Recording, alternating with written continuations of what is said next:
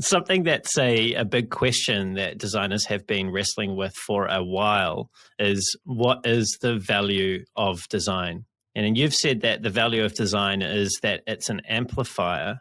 And I'm curious, and also curious on behalf of our listeners today, what did you mean by that? Sure. I think there's for some designers, there's an inconvenient truth to the value of design, which is that design has no value by itself. Design is pre-creation. It is not creation itself, right? It's the creation of intent, but it's not the execution of that intent necessarily.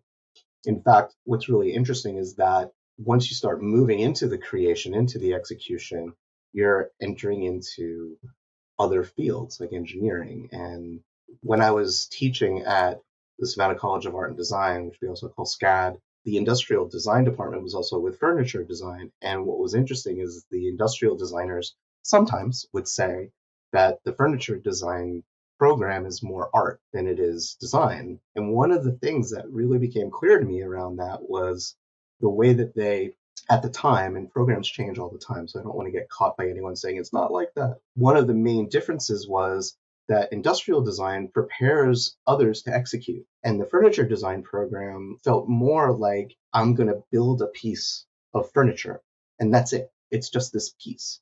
And they weren't really talking about mass production of that piece and what it would mean to tool it. What would it mean for some factory to have to build it, not to be handcrafted? And that's a great example of like the difference in my mind between designing and building. And sometimes you need to design before you build, but you can design without building, right? You can just sketch it. You can just imagine it. You can just create a mock-up, right? But that's not creating the code or creating the scaffolding or creating the tooling to make it happen. And it's just a long way of saying that, like, that's why for me, designing is about amplifying other things, and it can be applied to almost all parts of a business in terms of that amplification. It's like every part of the business is an electric guitar, and then design comes in and is the amplifier of that guitar in a way.